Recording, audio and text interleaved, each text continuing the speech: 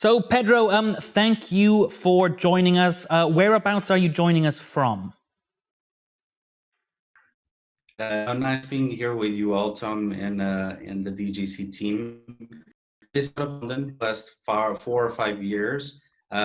Portuguese originally, so I moved north a little bit, and working on Snap for the last year and a half.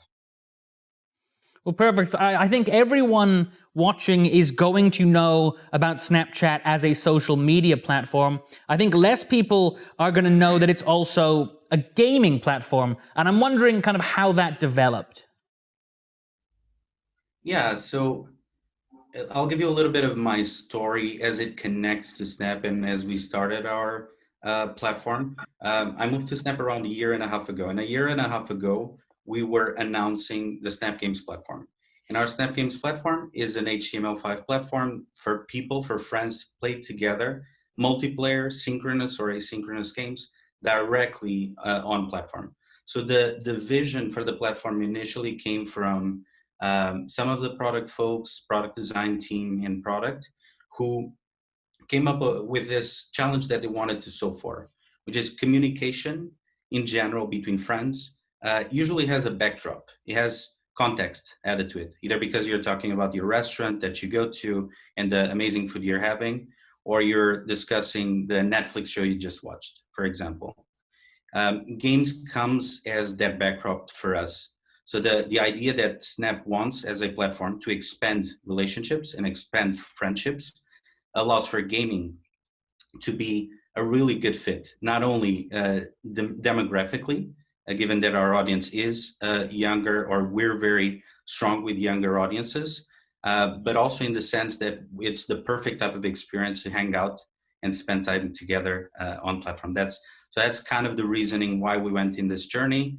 And now that we have a platform out there, we're trying to build a platform that is commercially viable and that developers can benefit from in the long run. So for those unfamiliar, how does a Snap game differ from, say, a regular PC or a console experience? Yeah, so Snap Games are launchable instantaneously from your chat and from other entry points on Snap.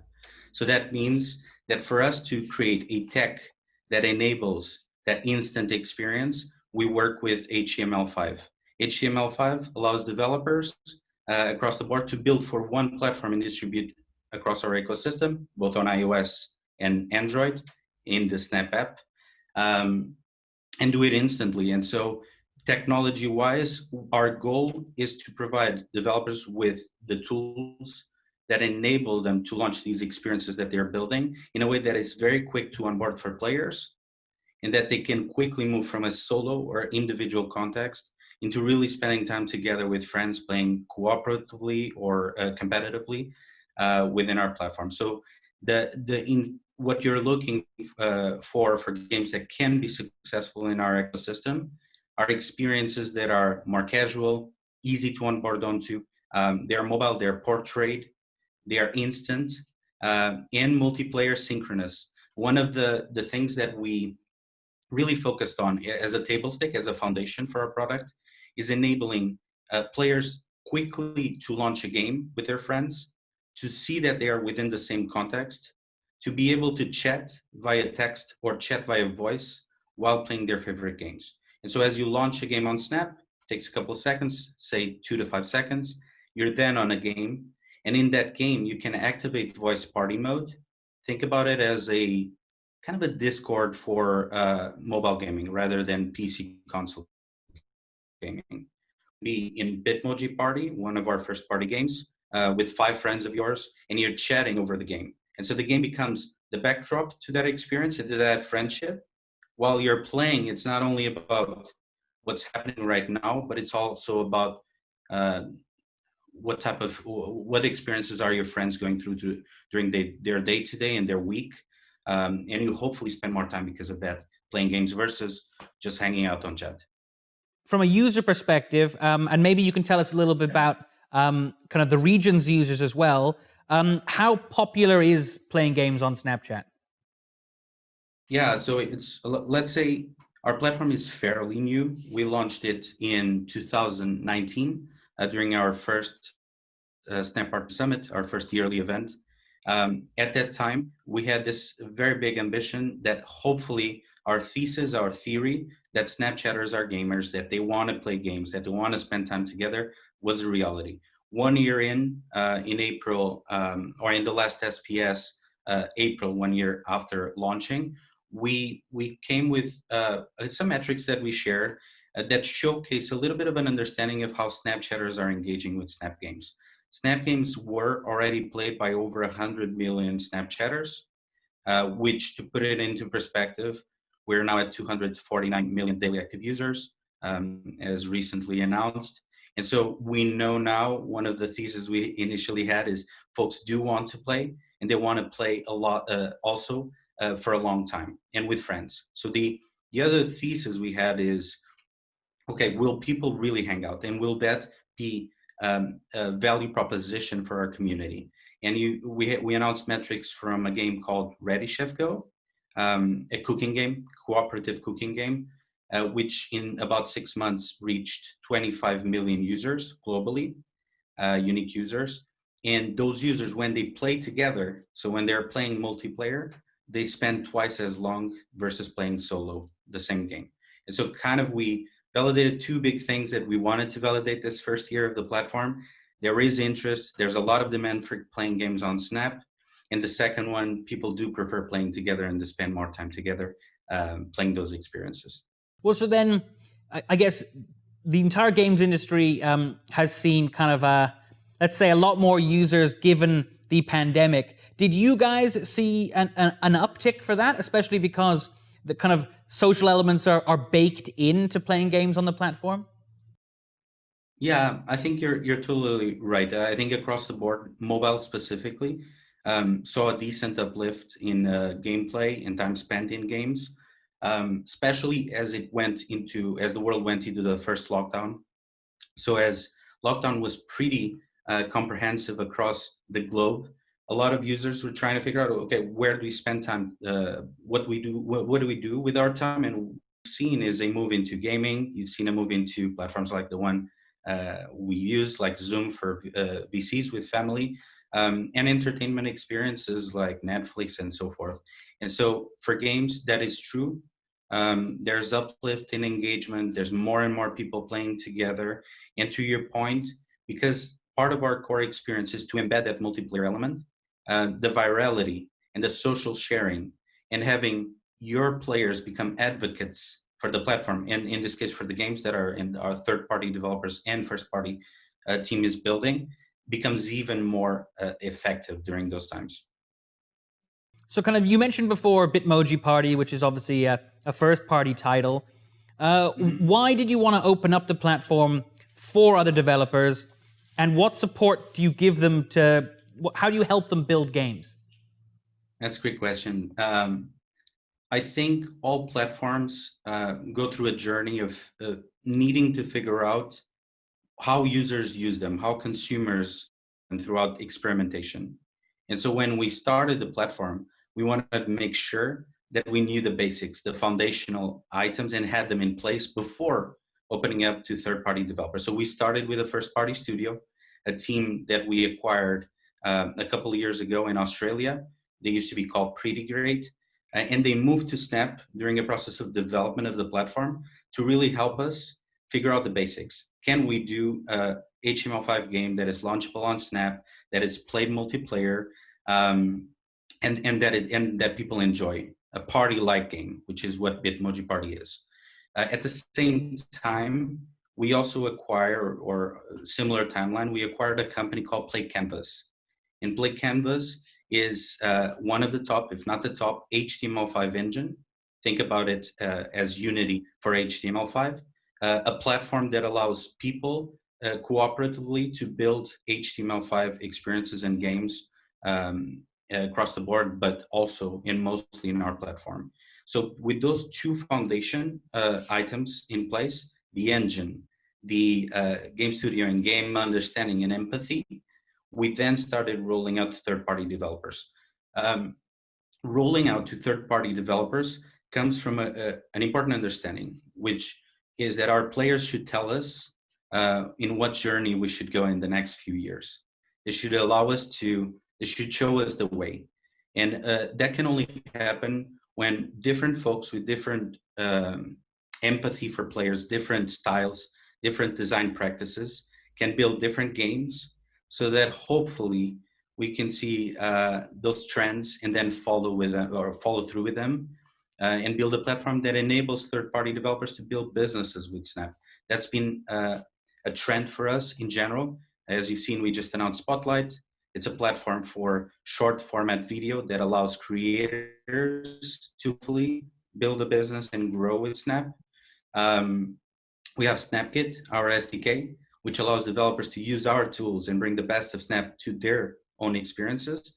And for Snap Games, we're going in the same journey. We believe that together we're better, and we're going to get to an experience that it's compelling for players. So earlier we were talking about the ability to almost kind of, was it share your kind of Bitmoji characters across games? Was that right? Yeah, you're totally right. So yeah, one of the core also foundational items or products that we have, aside from Play Canvas, aside from the HTML technology, aside from the first party studio, we have this core value that is Bitmoji. And Bitmoji is your digital personal avatar. What does that mean? As folks go more into digital, and as your presence digitally becomes more and more important, as it adds more context to who you are, Bitmoji becomes more relevant. And Bitmoji is this cross-platform avatar that can be leveraged not only on Snap Games as 3D characters or 2D context, such as profile, leaderboards, and so forth, but it can also carry on to experiences that don't live on Snap. So think about it as games that live on Android and iOS natively, or games that are on PC and console. So with one small click, a player can authenticate their account, and Snap sends a Bitmoji 3D model of their character, personalized, wearing their favorite gear, their favorite swag, looking exactly like they look in person, or maybe a better version of themselves, directly into these games that can be distributed across the board. So when, I guess the idea is kind of, how does the platform kind of innovate, and where do the good ideas come from? Is it very much you, Snapchat, go, well, now we have technology that you developers can work with, or do developers come to you with ideas? Tell me a little bit more about that process. Engaging with the community of developers across the board globally, people with different skill sets, and we're having a conversation about what are the ideas that they feel will work well on Snap. After we get to a place where we trust that their vision it fits well into our DNA, in our values, and as they see themselves working with us and they feel like we can be a good partner and good platform in the long term, we start engaging in a relationship. That relationship means that we'll onboard the developer to our platform, to our tools, to our SDK. We'll walk them through the technology. We'll kick it off with a couple of meetings, share the best practices, share what others have been seeing as successful for them.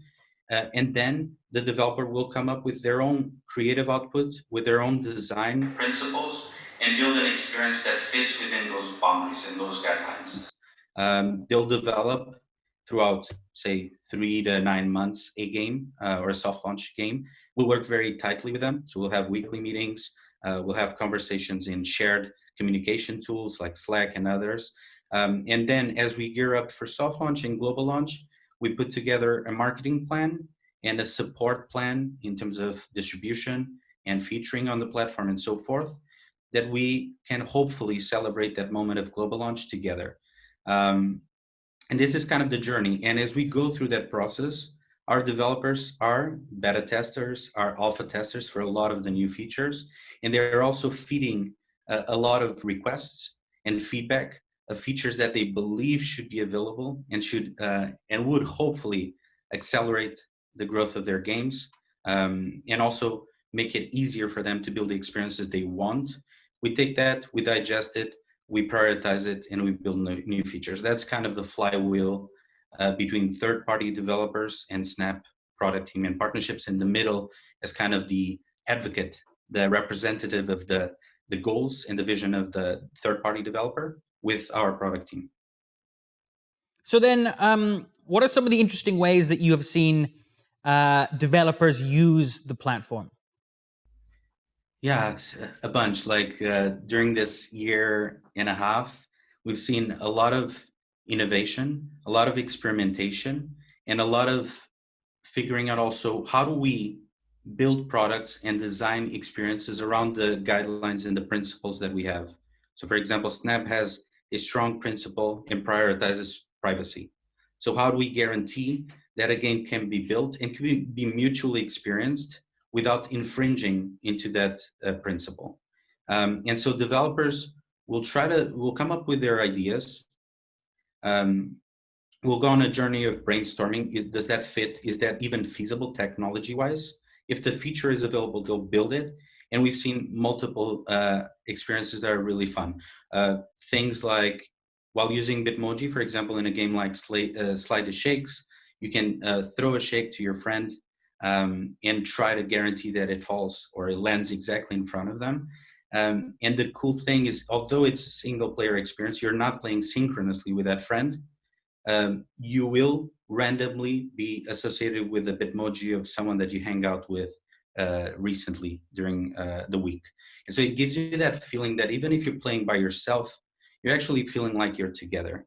And then there's a screenshot. Maybe it didn't go well. Your shake went to the floor and crashed. You just there's a screenshot option at the end, a sharing flow that allows you to share a image of that funny moment, and then maybe you send it to your best friend in a new conversation. So that's one example from our first party studio.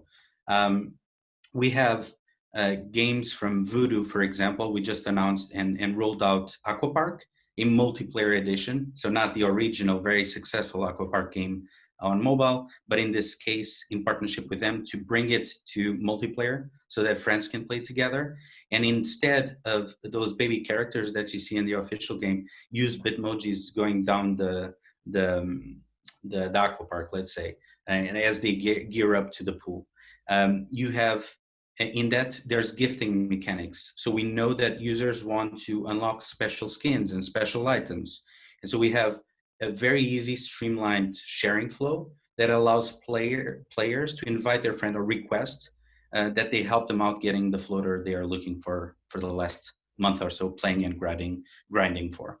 There's a lot more initiatives that we've been launching with developers and products that kind of came to life because of their feedback and their requests. And that's what we want to see in the next couple of years is how do we go in this journey where feedback becomes tools and features that hopefully after testing and alphas will engage audiences and users in ways that maybe are innovative and that haven't been seen in the industry. So then, how does monetization work for a developer? How do they make money after they've produced a game? Yeah, so that's a great question to tie in with something else, which is engagement. The beauty of launching a game on Snapchat is that we have 249 million daily active users. So when your game is available in our platform, it's organically discoverable, not only to that audience, but shared and invited by other players, by other Snapchatters to join that experience. And so the equation on the engagement side is fairly compelling. In 5 seconds, you're in a game. There's no download. There's no install. You're playing together right away, which is really challenging in mobile. If you download a mobile game, how do you invite friends to join your clan or your team? How do you guarantee you're both at the same time live? That is pretty much fixed on the Snap side. We kind of act like a pre-lobby or a launcher for games, right? And as you launch the game together, now you have this big community that you're building up as you go through the journey. Now, you have a community. To your question, which is a very good point, how do you build a business around you? How do you monetize? There's a couple of ways, and I'll walk you through the core monetization tools for developers. We have ads, advertisings that you can use within your games that are Snap ads, being inventory from some of the advertisers globally that we have. And those ads can be placed within your game, either as rewarded video, so user initiated, say, watch this ad in order to get an extra chance and try to finalize this level. Or as interstitials. And interstitials are game initiated, so not user initiated, and usually in a conservative type of use that it's easy to view for players. The beauty of Snap ads as well is that they are very mobile friendly. They're short format, 3 to 5 seconds, skippable, a lot of them. And so you don't need to go through that journey of 30-second, 1-minute ads to get that reward that you're looking for. And then on the other side of the monetization equation and economy, you have in-app purchases. And for Snap, in-app purchases comes in the format of what we call Snap tokens. We just announced it recently. They are Android payments, IAP, that you can buy. So you can buy a package of tokens, say 200 tokens on Snap. You can buy it directly in the game, or you can buy it in your token shop on user profile. And as you collect those tokens or unlock those tokens, you can spend them across experiences on Snap. So say you're in Ready Chef Go, one of our games, you want to unlock an item that costs 100 tokens, you can spend those 100 tokens. The remainder, say you have 100 more, you can spend again in that game or go to other games and spend them. Or eventually other initiatives in Snap across the board. Those are payments that use Google billing, so it keeps the credentials that players already have in the mobile app store, and the opportunities for payment, the credit cards and localized payment options that are already available for Google as well. Perfect. So what are the next steps for developers watching this? How do they get involved with the platform? The next steps for the community of developers that feels like the vision that we're putting out there and what we're trying to aim for, this platform, that it's better to play together, that creates these experiences that are mutual, that are shared. It's to reach out to us. You can reach out at games@snapchat.com. In this email, me or someone within our team, either in US, APAC, EMEA, will receive that email. We'll follow up with you. And then we'll go through this, let's say, dating phase where we're trying to figure out if we're a good fit. If you're the type of developer that we believe has the tools and the skill set to build amazing experiences on Snap, if we are the right partner for you, because we're very unique as well, we may not fit all developer needs. And if we see that it clicks, then we're there, and we're going to build a game together, celebrate the success. Hopefully not have many failures or learn from them very quickly, and go about building this platform together. Well, perfect. Well, Pedro, thank you very much for joining me and joining the rest of DGC. Of course. Pleasure for me being here. Thank you for the invite. And I hope the MENA community and across the board enjoy the presentation and enjoy the event as a whole as well. Perfect. Thank you very much. It was a great experience. Thank you for that. You too. وأعزائي المشاهدين، مثل ما تشوفون وسمعتوا، سناب شات وجيمنج حامي نار حماس. And ladies and gentlemen, what are you waiting for? Gaming and Snapchat, let's go. And now heading to another topic. والآن إلى موضوع شيق ناري وحماسي. سمعت عن ستيفنج ولا؟